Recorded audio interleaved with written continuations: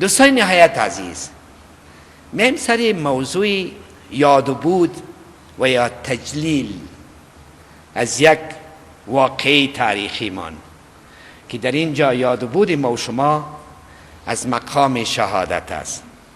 سرزمینی که بیشتر از 30 سال شهادت می دهد. هیچ روزی نیست که در افغانستان خون شهید نریزد. تا چی وقت؟ آیا مشکلات ما به تجلیل حل و فصل می شود؟ یا وقتی که ما از مقام شهید، از مقام شهدا تجلیل می کنیم، واقعا ایمان به شهادت داریم؟ دغه پختنه ده مرگ ته تیاری و د خپل وجدان پختنه کو چې موږ د شهید نه تجلیل او تقدیر کو. آیا شهادت ته تیاری و؟ آرمان د شهید چه شهیدی؟ بیتر از 1.5 میلیون شهید داریم، شاید بیشتر هم باشه. آرمان این شهدا چی بود؟ هیچ سنگی در افغانستان بالا نمیکنیم که روی از او قطره خون شهید نریخته باشه. 1.5 میلیون انسانی که در مقابل تجاوز روس جانهای خود قربان کردن، والله اکثریت مطلق از اینها نه چوکی را میشناختن، نه منصب، نه حزب، نه تنظیم، نه چیزی را، فقط به خاطر خدا جان دادن. و هزارها معلول و معیوب داریم و هزارها مجاهدین داریم که امروز به لقمه نان محتاج است و در سر خود میزنه که وای وای وای وای وای وای چی شد؟ چی کردم؟ یک روز رفتیم به خانه از او تک تک کردیم. برادری که خواهری که شوهر خود از دست دادی، اطفالی که پدری خود از دست دادی، پدری که اولادهای خود قربان کردی، شما چی ضرورت دارین؟ بیاین تجلیل و یادبود را نهادینه در چوکات واقعیت ها بسازیم. شک نیست تعصب دور میمانیم، بالکل از تعصب دور میریم. احمد شاه مسعود فراتر از یک کشور بود، فراتر از یک دره بود، فراتر از یک قوم بود. آنچه که مسعود 35 سال قبل میگفت و به خاطر از او مبارزه کرد، جان داد، امروز بالفعل ما و شما مشاهده میکنیم. آنچه که میگفت، دشمنی را که تشخیص داده بود، امروز قلباً یگان وقت تعصب اجازه نمیده که ما و شما حق بگوییم، ولی قلباً میگیم که راست خو گفته است. دشمنی را که تشخیص داده بود، تشخیص مسعود امروز ما و شما لمس میکنیم. درست است. لکن برادری بسیار معزز، با همه احترام از جناب خودت میپرسم، از آن رادمرد فرزانه، آن مرد فروتن که با یک جور درشی سنگریش همیشه وقت در سنگر بود، نارام بود، حتی آنقدر عزمی متین داشت که گفت تا به وقتی که برابری جای پکولم میماند از این خاک دفاع میکنم. آقا جان از خودت میپرسم، خفه نشی، قربانت شوم، تو که امروز به نمایندگی و به صفت یک وارث آن شهید ملی و اسلامی از او تجلیل میکنی، بشرم. کجای تو به او میمانه؟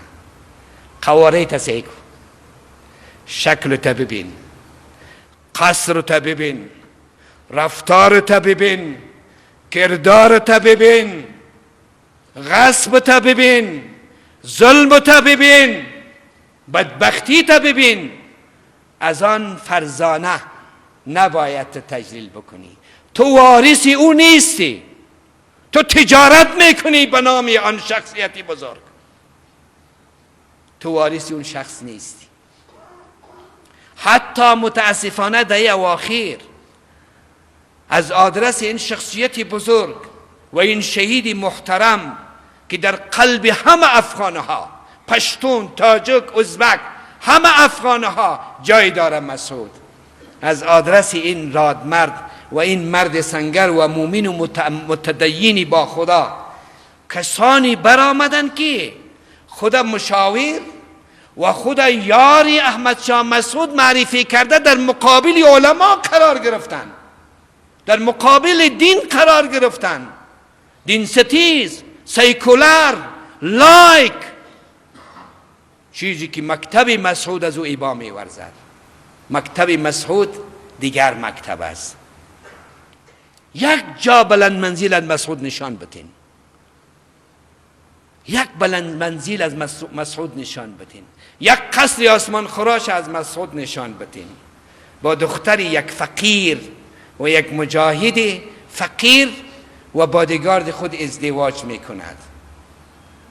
واقعا تو خود شخصیت اول فکر کو، بعد از او دعوا بکن به صفت وارث مسعود.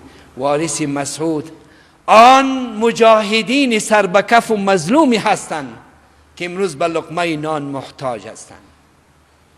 آن معلولین و معیوبین هستند که امروز حتی پول دوای خود ندارند. تو نیستی.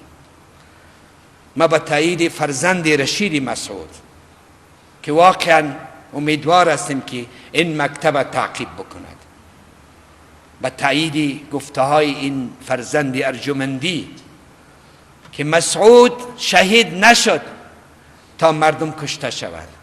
مسعود به خاطری که خون افغانها حفظ شود جان داد.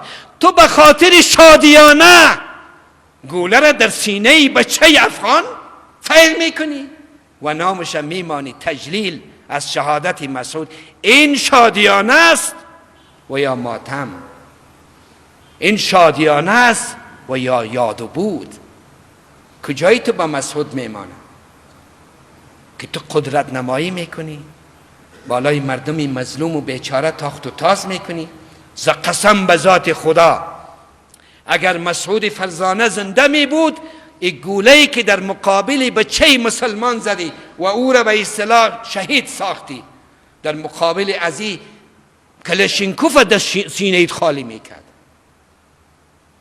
او جان داد تا این ملت زنده بمانه. تو از خلال آدرس مسعود خبردار، در آینده ملت افغانستان همچنین حرکات قابل تحمل نیست، خصوصا به خاطر بدنامی یک شخصیت تاریخی افغانستان. ارجمندی احمد شاه مسعود میگه به جای از این بدماشی بیاین خون بتین برای کسانی که، و خودش هم عملا خداوند حفظش بکنه خون میدهد. تو کیستی؟ شناخته نشدی.